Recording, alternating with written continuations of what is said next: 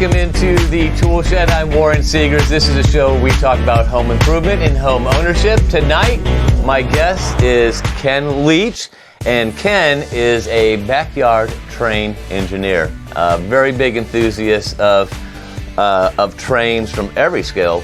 What'd you say, Ken? Pretty much. I mean, tell me the history. I've known you for quite a while. Ken was the graphic arts teacher at the Elkhart Area Career Center, where I teach audio video production.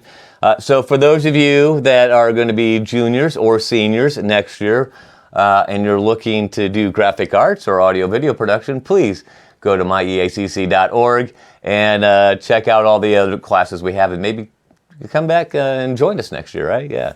My granddaughter Meadow is involved with the construction trades. Is she really? She is, and she loves it. And next year, well, I'm not sure if it's next year or the year after, my granddaughter Petal wants to go into culinary arts. So she'll be going, and she'll be going to Chef Pete's class. Yep. He's still there. And then your other granddaughter is with Dennis this year? Mr. Teagarden, yep. Okay, and then she'll be going... they swap back and forth. Oh, okay. So they follow him through. Yeah. When they get him his first year, then they go to second year. The teachers swap back and forth.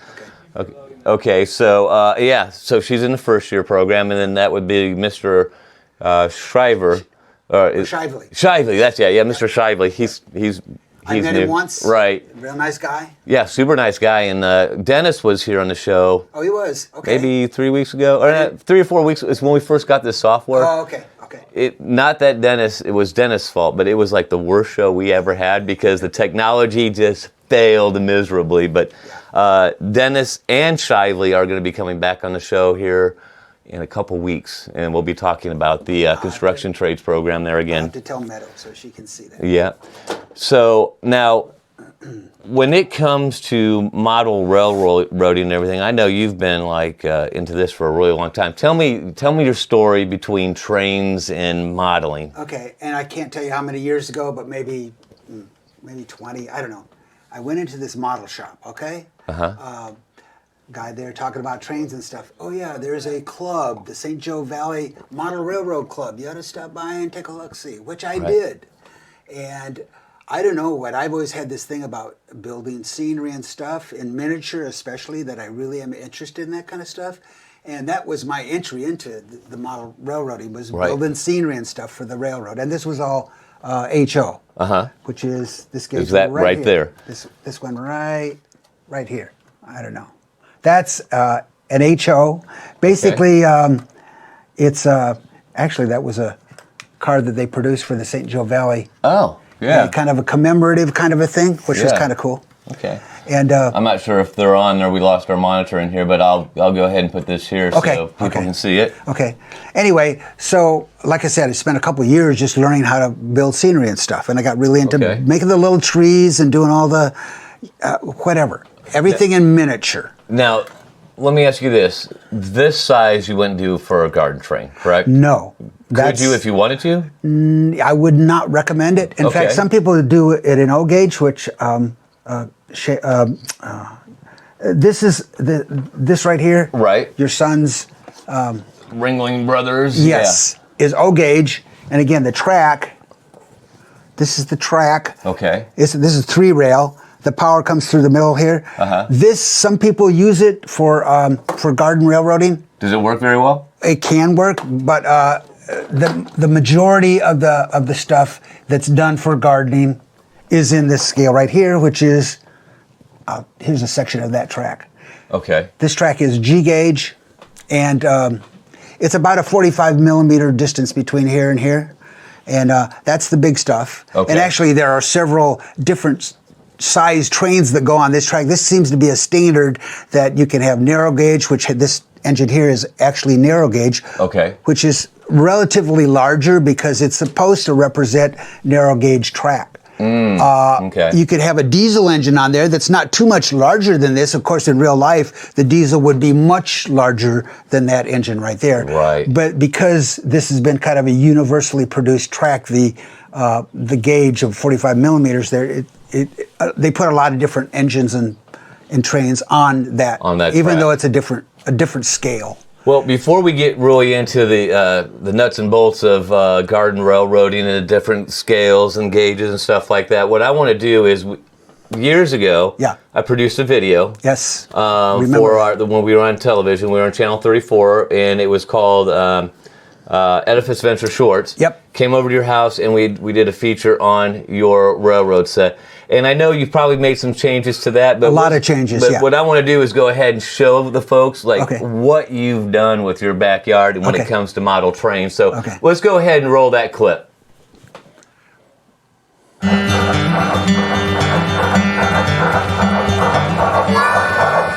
got into garden railroading because I couldn't fit a train this big in my backyard. We're talking trains that are considerably smaller, but they're still a lot of fun. My trains run on battery-operated power, so I don't have to worry about cleaning the track to get electricity to go through them. And they operate pretty much like a real train.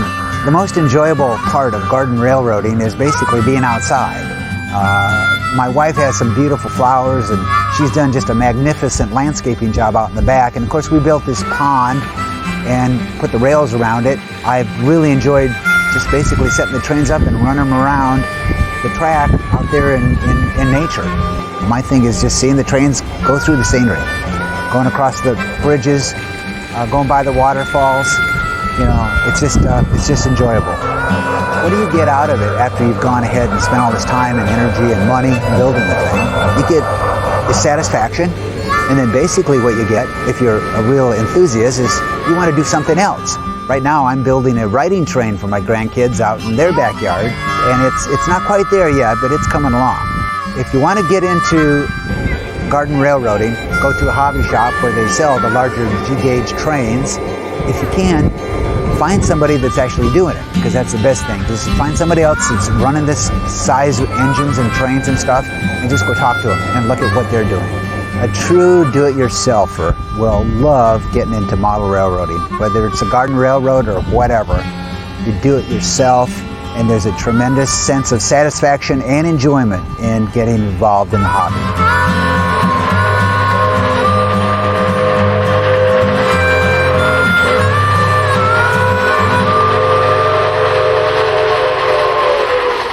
So that is amazing, Ken. Yeah, that's fun. I still remember, you said, hey, come on over, we're having it was like I think there were different people that had their layouts, and they were coming around the houses. Yeah, it was just kind of an annual open house that I was going to start. That was the first open house that we did. How many did you do after that? 0. So that was the first and the last. And the last annual.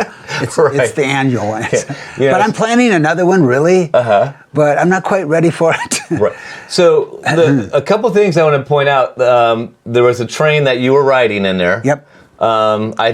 We've traded out some work, and now I have that train. So actually, we're going to be putting that up on our property, and that's part of the reason I want to have you here on the show, because you are the guru of train yards, basically backyard trains. Yeah. So okay, now we were talking about you can do the O gauge, right? Yeah. And you can do these. This is what size? This is the garden train size. That's the one that was in the video. This size right here. So do they have? I mean, it's not like HO. They just call it garden train. G gauge. Okay. Yeah. So what is better, doing the O or the G? For outside, I would go with a larger. Okay. Yeah. And why would you do that? What would be the difference? Well, there's a couple things. Number one, you need electricity to run these things. Okay. Now, this train here, this does not run on track power. It runs on, there's a battery inside here, and I got a remote control thing that you will start this thing up, and you push the buttons here, and it goes regardless of the shape of the track. You can have dirt and slime and whatever, all over the track that will not transmit electricity enough to get the current into the, and it'll go along, and it could stop completely. And so you don't with have the to battery clean the inside of it, like you do with an electric train, because I remember that with I used to have an N gauge, and every once in a while you had to go through and sand the top of the tracks to get the all of these tracks here, the smaller ones, the N gauge, all of them, all of these tracks, they need cleaning on a regular basis. Right. They just do. So if you had an O gauge outside, I would imagine that the amount of cleaning that you have to do is just it's just not conducive to it. Although I've seen people that have done it too. Would the tracks rust? Depending on what the track's made of. These are brass. Okay. That would rust. That would rust. Brass would just corrode. Yeah, it correct? corrodes, yeah. So you'd have to clean that. You would have to clean it. Okay. And I mean, you should anyway. Here's the deal with this. You're outside, you're going to get little pebbles, you're going to get leaves, you're going to get stuff that gets on the railroad. Every time before you go out to run, you got to go and check all of your track. And make sure it's And clear. even a leaf or something like that will derail the train like this. Really? All it takes to get the wheels up and off, the flanges off the track, and it'll derail. Okay. And or the other big thing is, and the video that you showed there, at that time I had probably a dozen switches like this, Right. and these basically will switch your train from one track to another by, this happens to be electric throw, but this will flip back and forth here, and that will either send the train one way or the other depending on, Right. and you can also back through them as well as going forward. Now, can you switch that remotely, or do you actually got to go over? This is supposed to be a remote. It's Okay. hooked up but I never did that. I just go up and flip the thing Flip it yourself, by hand. okay. All the switching I did was with hand. Some people run garden railroads like a regular railroad, that they're switching them and they're Okay. trying to, Train house and all that kind of engine stuff. house and all that Me, stuff. I tore out most of the switches. In fact, now I think I've only got maybe 3 or 4 switches left. Right. And I changed the configuration so that basically I can start a train running and it will just go.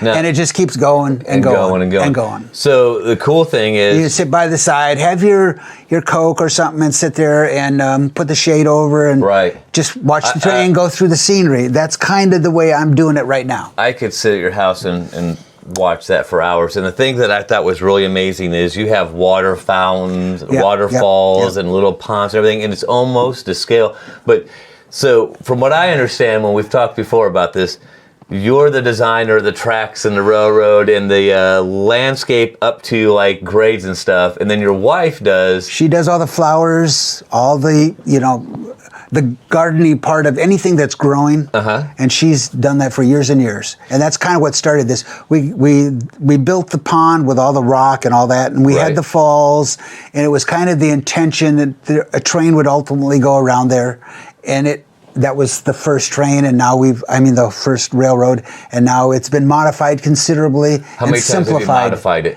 Just once. Just once, okay. But I was having problems like the tunnel, plywood construction, Right. supposedly laminated all this stuff, marine grade. It started rotting after a while. Okay. I ripped it completely out and I made it the new one out of concrete, basically. Oh, But okay. I made a rubber mold and made boards to look like Gotcha. It looks like And you wood. painted it, and Yeah, but Nice. it's concrete, so So it's going to kind be of like there. the amusement park rocks when Yes. you go by the roller coaster. They're not real Right, rocks. right. It's screen, and they put cement and Yep. painted it and up. I put a strip of conduit underneath the track to fasten the track to. Okay. And it's reinforced that way. So the track, it still is going to need to be cleaned. But, and that's going to happen every time you go out.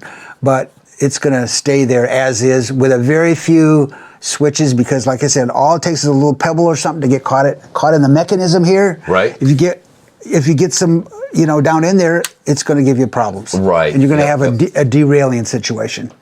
So- or stoppage. So If you say this runs on a battery, yes, so how long can you run your train around without the battery going dead?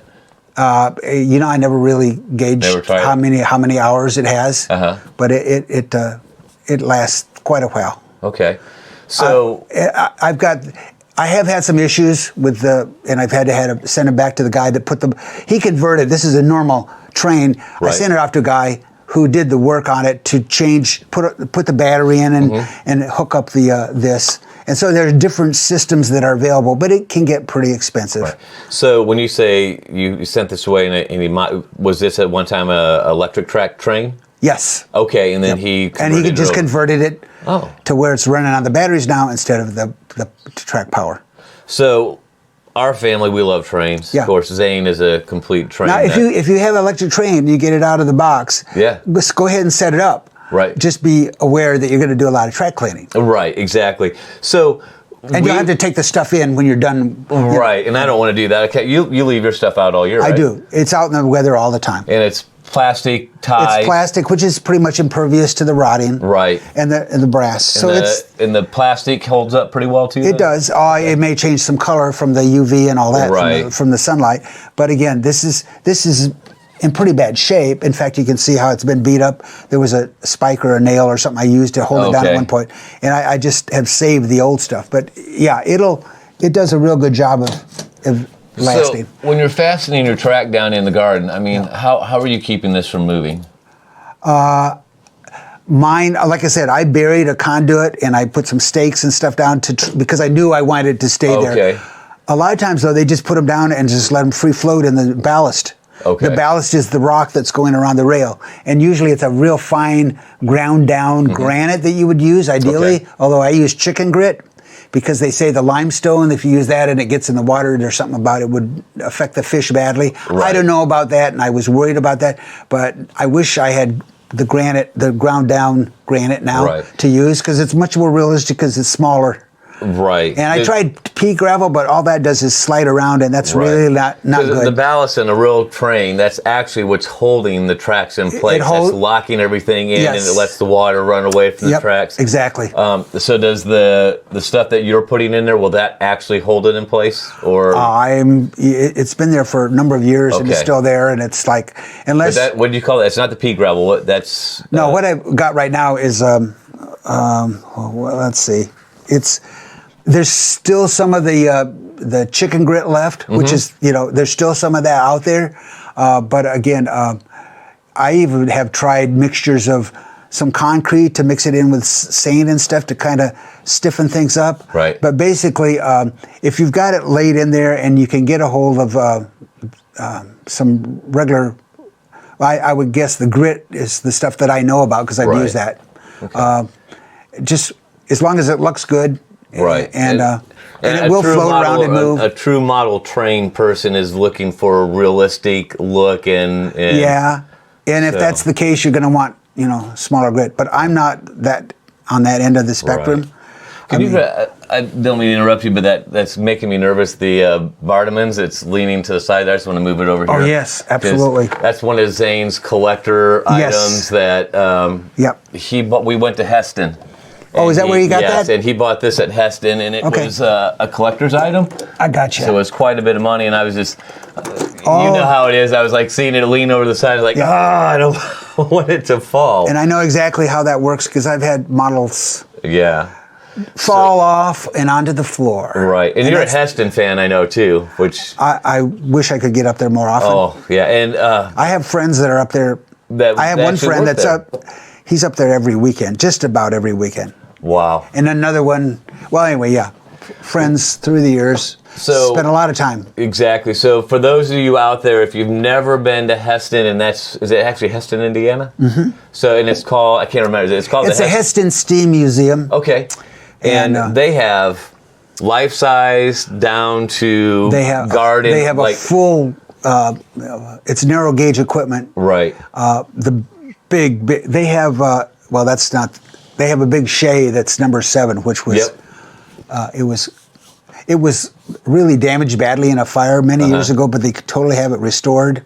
Then they have, from the big trains, they have an amusement park size, which again from one of the zoos. I think it was Chicago. Maybe I think so. Whatever zoo got rid of it, they picked it up. They got in Kittyland or something like that. But that gauge, and I'm not sure, it's about 1.5 feet, the gauge. Right. And the small stuff that I'm running at home, the riding railroad. Right. 7.5 inch. Right. And that's quite a bit smaller. And only about one person width can sit in it. On it, right. A larger amusement park, it's still pretty much that way, but if you got a couple kids, you can put 2 of them side by side. Right. It's a lot more comfortable to ride in. Right. And it's more realistic. And that, size-wise, if people recall back to the video that it showed the train that you were actually riding on, that one's an odd gauge. Right, that was a homemade one. It's actually, that was a 10-inch gauge. But at Heston, a lot of the people that do these are avid train builders, and a lot of times you won't even see the same trains there, but they bring those in and ride them, and then they take them and they go away. So it's more of a club. They have some steam engines and some which are supposed to be like a diesel, but they're run either with a gasoline and or a diesel, a gasoline that runs a hydraulic kind of a system where they're pumping oil through to turn the.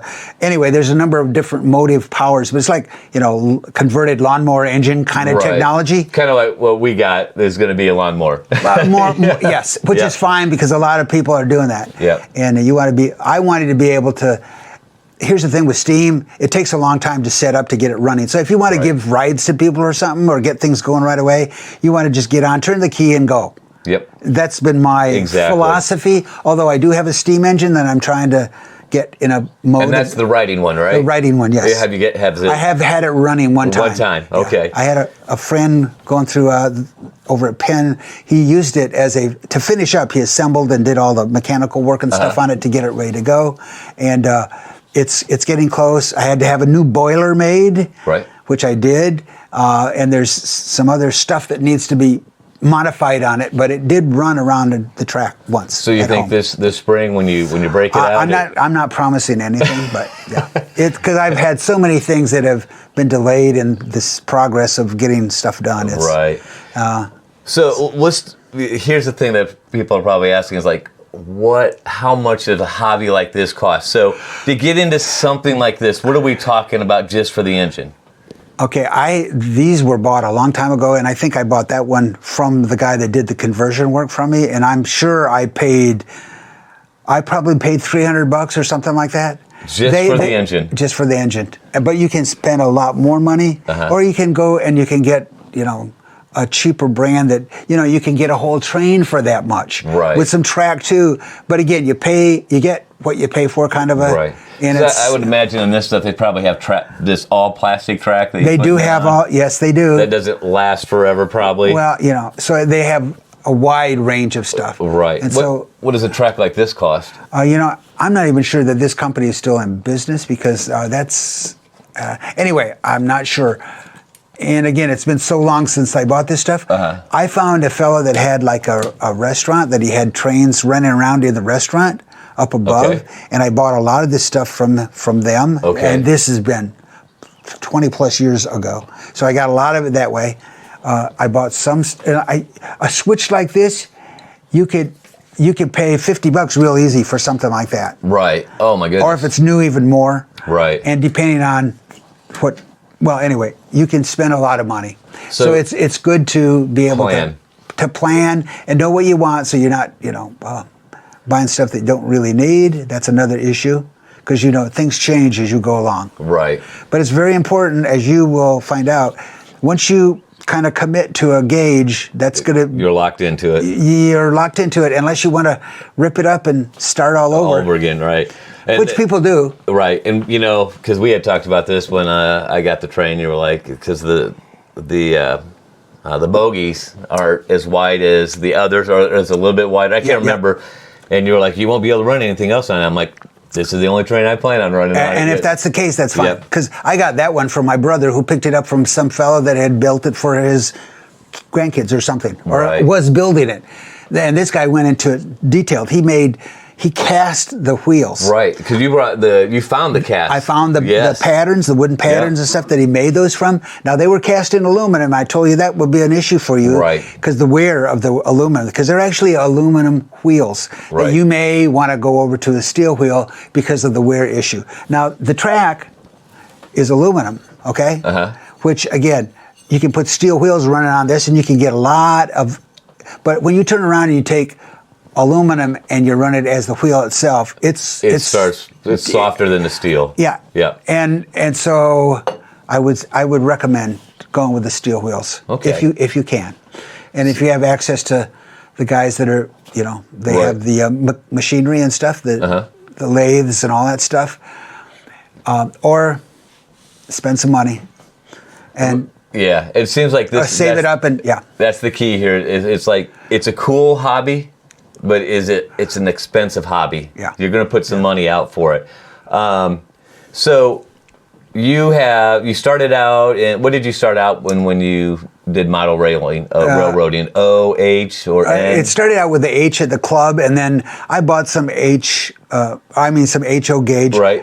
And probably, I don't know when, along the same time I started getting interested in the other trains of the garden stuff. So I was doing some of that stuff. And then I'm kind of in between right now. I still have the garden stuff. But the next one is going to be this one right here, which is basically, this is actually HO track. Right. But it's not. You'll notice the ties are much farther apart than this, which is the standard HO. Okay. Okay, this represents narrow gauge.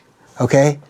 And this is going to run equipment that's called ON30. That is an O gauge, which this is O gauge. This is supposed to be O gauge, narrow gauge. Okay. Okay. So, in fact, my friend Rob produced this this car, and he made that. Oh, so this is 3D printed. Actually, no. That was, he had molds made and had this thing manufactured in China. Oh. And he's marketing it. He still is marketing it. He made, I don't know how many hundreds of these things. I got a bunch of them. That's a gondola that I'm going to use because I am modeling in HO gauge, ON30, which is this right here. And it's supposed to represent a narrow gauge, like ore transport, there might be some logging in there. I'm not exactly sure because I like the trees and the natural kind of stuff. So that's what I want to model. Right. That's what's planned right now out in the studio, which is right now a bunch of pink styrofoam with some track running around it. So when you're doing the garden training, you and your wife out there working, how does that go? Because a lot of times, she does the flowers and stuff. So you both have your own lane. You do the train stuff. She does the flower stuff, and you get along. Yeah. And sometimes she's asked me, hey, why don't you go run the trains? Well, I haven't run them too much lately. All right. But I made a hole in the garage wall and have a low down entry area for the train to come, or exit for the trains to come out of the garage and go onto the track. Okay. And that was the idea. So when I'm done, that's the garden train side, that's right? the garden train. So I can run them and then take them back in and close things up without having to pick them up and carry all the cars back and forth. So we have about 30 seconds left here. Oh, okay. But I want to talk about, not only do you have garden trains on this property, and some of you might know the house because Ken lives right across the street, catty corner from Penn High School, and you could actually see his riding train tracks out that go around his house. And you actually have a working crossing. Yeah. Also, I was going to ask, does that actually flash when you go by it and then it turns off? No, it's a cheat. You got to push a little button on the top. Okay. So when you come to it, you got to flip the switch and it'll start the lights flashing and the bell ringing. And I'm sure that was cheaper than if you had one that actually senses a track. Or the gate that comes down. Yeah. Although, at times, it would have been nice to have one of those. Because, people come in and they don't know you're running your train. You better be careful. Right. Yeah, if the guy comes into your house with a big 4-wheel drive truck and he can't even see you underneath there. Yeah. So, very, very cool. Yeah. Ken, we're out of time. Okay. I knew this was going to go really quick because this is just fast. There's just not enough time to talk about all this in 30 Talk about minutes. too much stuff, Yeah, but very, very cool. And I'm glad you came over because this is a big interest of me. And like I said, hopefully this year, we're not going to have a whole loop done, but I want to get about 150 feet. Kind of did what you did when you put the train up the first time. Yeah. It went forward and back, and then eventually you had a loop. My friend is just pushing a car back and forth. Right, yeah. Well, thank you for coming in. Okay. And everybody, thank you for watching the Tool Shed. Until next week, DIY until you die.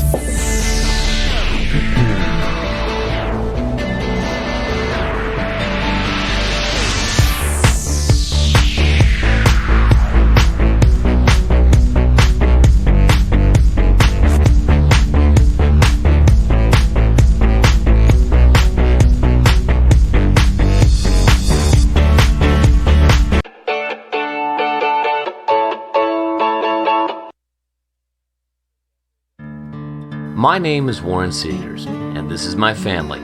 Penny, my wife of 15 years, loves to save money. It's ironic her name is Penny, since she's the biggest penny pincher I know. She is so good at the coupon game that she is able to buy $200 of groceries for next to nothing or nothing at all.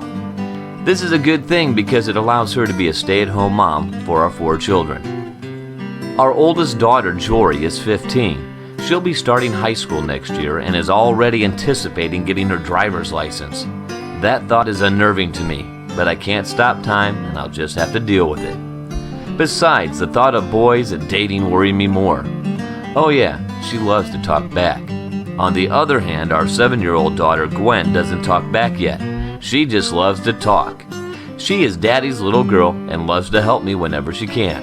While assisting, she will tell me about her day and ask questions about anything her inquiring mind can think of. Then there is Coy and Zane, our 4-year-old twin boys. What one doesn't think of, the other will, and that's all I have to say about that.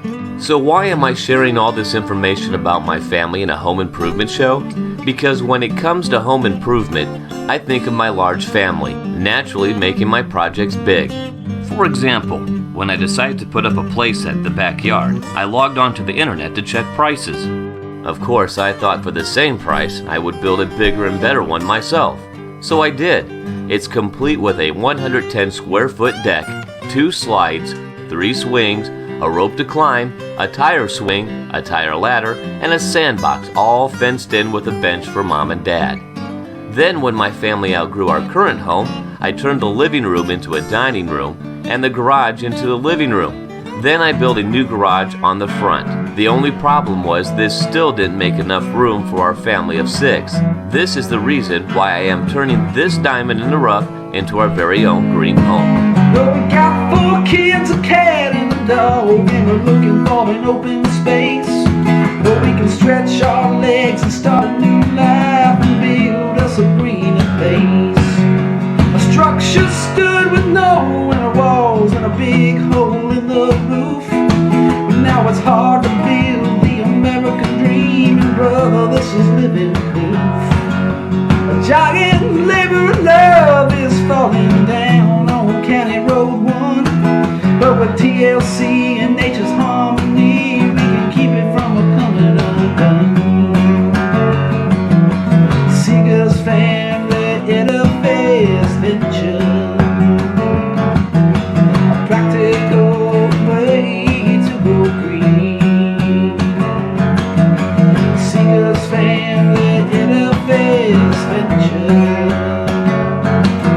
I'll show you something that you've never seen.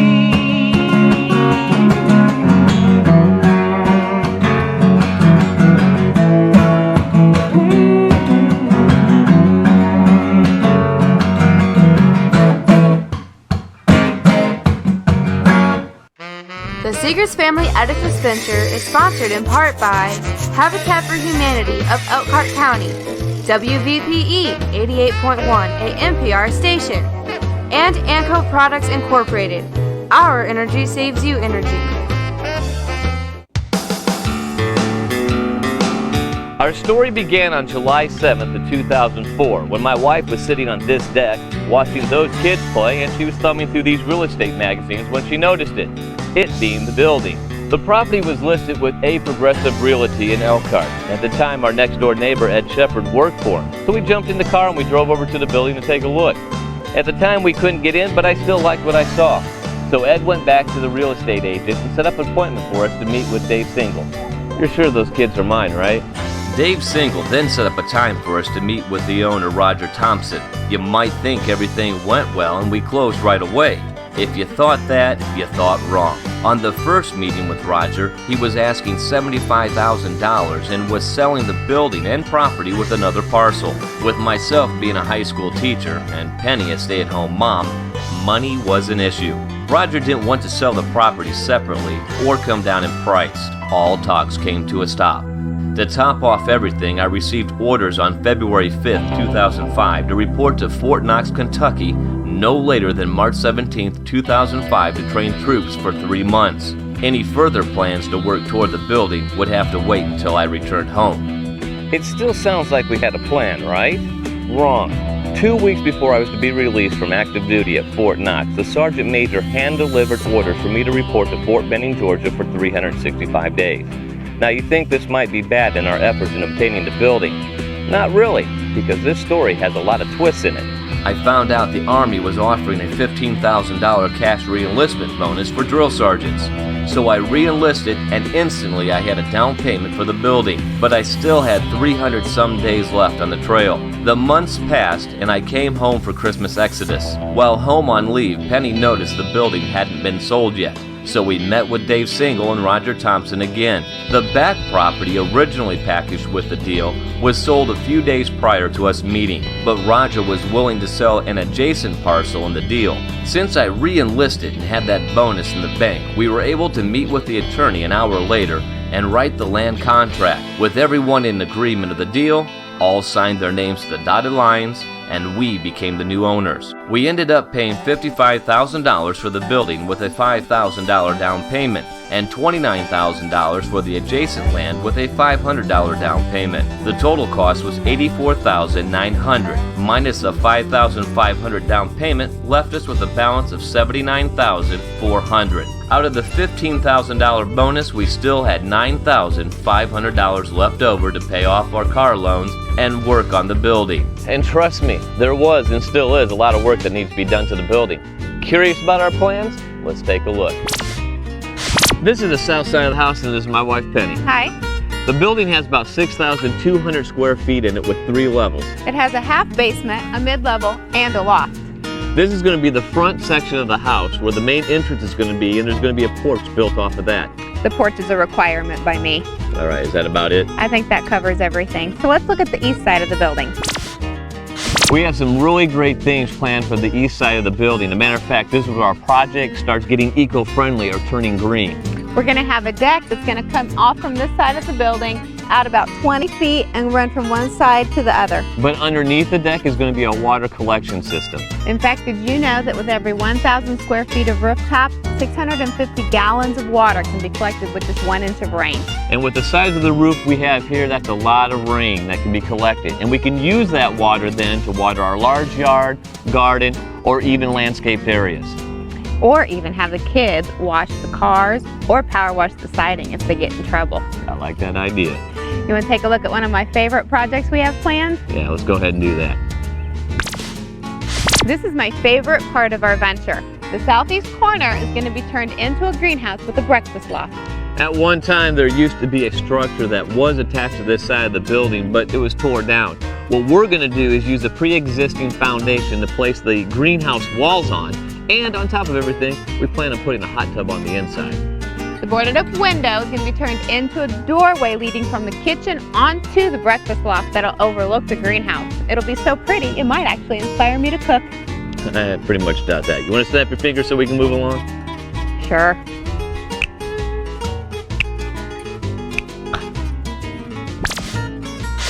You suck. I'm gifted. This is the southwest side of the building and another great example of recycling. You can see the shower stall that's in the ground. Well, that was left in our front property by who knows who. Anyway, I was a little bit irritated that someone put it in our front property and left it for me to dispose of. Our teenage daughter, though, in the midst of spouting all of her teenage wisdom, actually came up with an excellent idea of turning it into a garden pond. And you can see we've already started the work, and we'll show you the complete project from start to finish in a later episode. In the meantime, the dirt hills provide an excellent place for the kids to play while we're working on the building. And in the evening, after they take their bath, it leaves a nice dirt ring too on the tub. Yeah. You want to go ahead and snap your fingers so we can move to the next area? Sure. Huh. I wonder where my wife went to. Anyway, the west side of the building is going to be the heart and soul of my man space. This is going to be the garage, and I'm going to make it big. I wonder where she went to.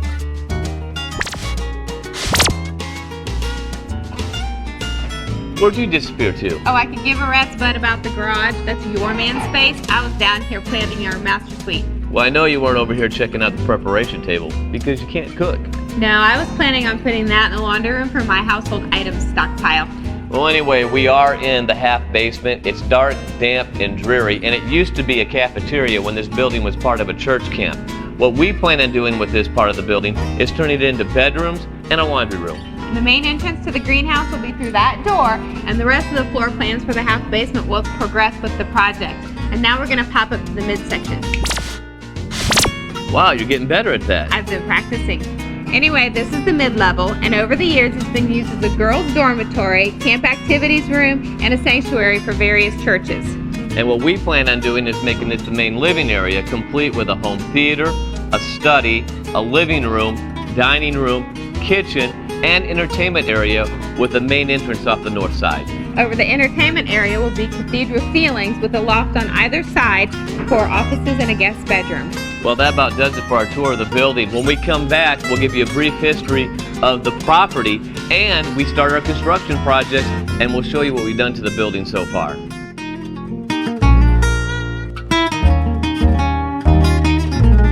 Since the early 1960s, texture-fine insulation has been an environmentally friendly product. Our unique process diverts millions of pounds of fiberglass scrap from landfills each year. Today, high-quality standards have made Anco Products a world-class industry leader in high-tensile strength, resilient insulation products. Anco products include laminated metal building insulation, insulated flexible duct system, and indoor air quality, GreenGuard certified texture-fine insulation. Green isn't a new initiative. We started in the 60s. Anco Products, our energy saves you energy. The building had a glorious past, and I mean that literally. Since its erection in the early 1940s, it has been owned by several churches. We know the building was originally a Free Methodist Youth Church camp. We found an old camp schedule in our building from 1963. The schedule is full of historic information. For $9, campers had a fun-filled week with good, wholesome food served by the cooks with plenty of milk with each meal. Other items we can date the building with include antique trash, like this Milk Duds box from the 1950s. How do we know it's from the 1950s? Notice the box says Holloway's Milk Duds and not Hershey's. In 1928, Milton J. Holloway took over F. Hoffman and Company of Chicago, the original manufacturer of Milk Duds. Holloway then sold the business to Beatrice Foods in 1960. Hershey's didn't acquire Milk Duds until 1996 from Leaf. Other trashy artifacts that we can date the building with include Chesty chip bags with a price of 10 cents, and wrappers from a Zero Bar, Dum Dum Sucker, and a bar of Ivory soap. The camp in its glory days had over 100 structures before it closed. After the camp closed, our building was passed through several different churches and used for a sanctuary. The pictures shown are from Roger Thompson, taken in 1991, when most of the original buildings were burned down in controlled fires. So where are we on our project? If you recall, we bought the property in December of 2005 while I was on leave. On March 25th, I took 13 days of leave and we started the renovation, beginning with the roof since it had a large hole that didn't keep the elements out. We decided to go with a steel roof for several reasons. First, a steel roof weighs 1/3 less than shingles.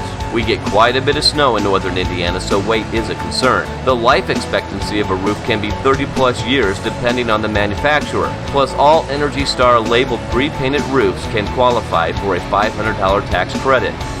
So you can see a metal roof was a green-green situation. Green for the environment, cutting down on the energy used to heat and cool the home, and the extra green we'll have in our pockets from the lower utility bills. Before the steel roof could go on, the old shingles had to be removed. We could have put the steel roof over the shingles, but with the age of the building, we wanted to be sure the decking was still good. It took 2 days to remove the shingles. During the day, Penny and I worked on the roof ourselves. In the afternoon, my cousin Jim Hagan would come over after work and help us out. We had to clear over 3,000 square feet of shingles on a roof with a very challenging pitch. All right, here we go. We're tearing up the final part of what would be considered the tar paper. We're going to see what's underneath here. Hopefully we won't see anything that's going to surprise us. If we do have any surprises, we're already prepared for that. We already have all the plywood decking that we need to redeck the whole roof here if we have to.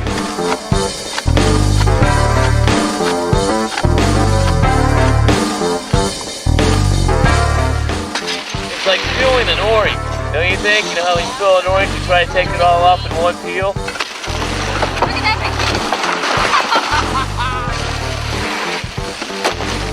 With the roof completely clear to the shingles and sheathing, it was now time to pick everything up and put it in the dumpster.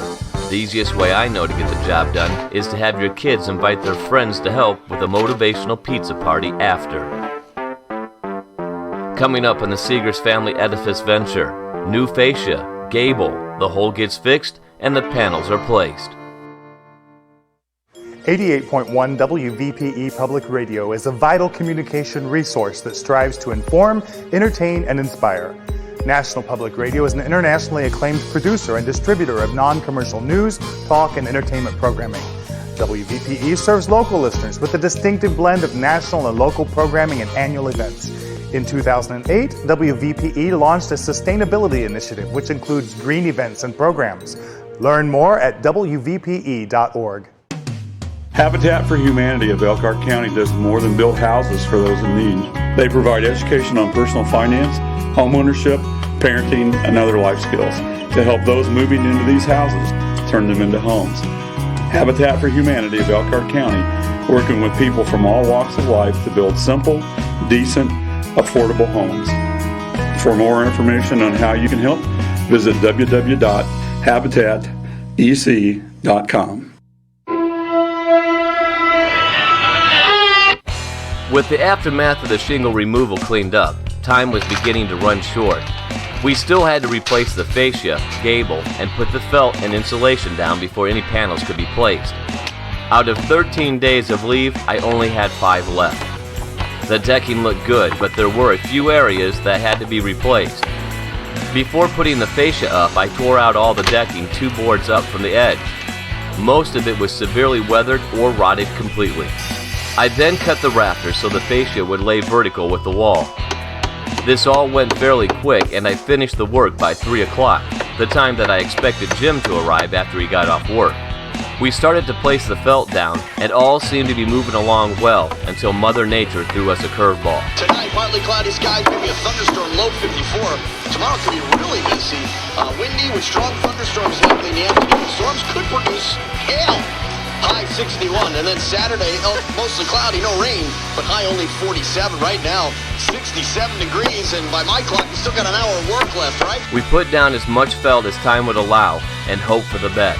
The best didn't work out, the weather didn't hold, and we lost an entire day of work to a few nasty storms. On April 1st, my cousin Tony Clark came down from Michigan to lend us a hand. Probably just in time, too. I only had 3 days left, and much of the felt that was on the roof was now blowing around the yard. The major storms passed, but we still had some light rain throughout the day, with a lot of wind. While Tony showed off his skills as a roofer, Jim and I worked on the hull. It took 2 days to repair the hull, replace the other rotted decking, and to felt the entire roof. I was now left with 1 day to complete the job. I called the first sergeant for additional days of leave and was granted 1. It wasn't enough, but 1 additional day was better than no days at all. Jim called a friend he knew who would help for a price. I wanted to avoid paying someone to do the job, but the situation didn't allow me much choice. We put down as many panels as we could until my time ran out, and then I had to return to active duty.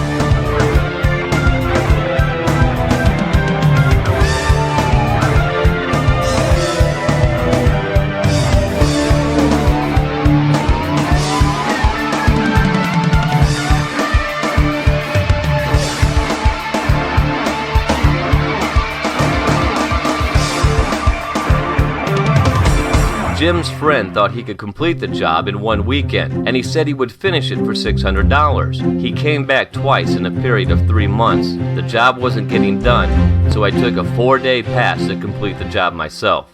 After the roof project, we did do a few more things to the house. Over Christmas Eve of 2006, Jory's friend Ian helped me rip out the old decking in the kitchen.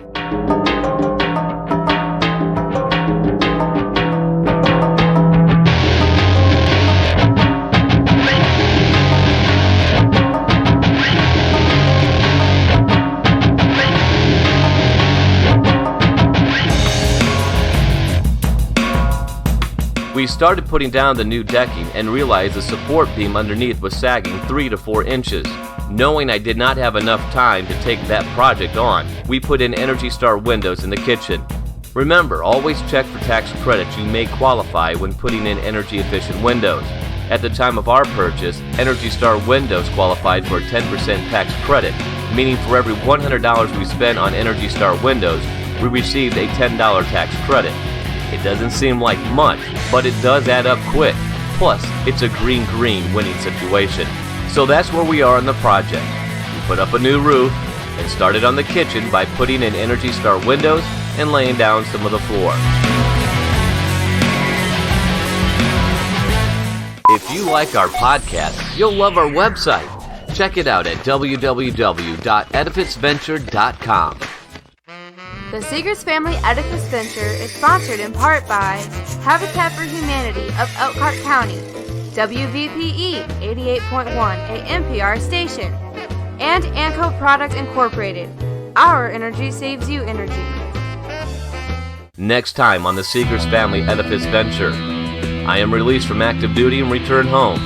We find out what it's going to cost to get utilities, and an out-of-control fire is too close for comfort.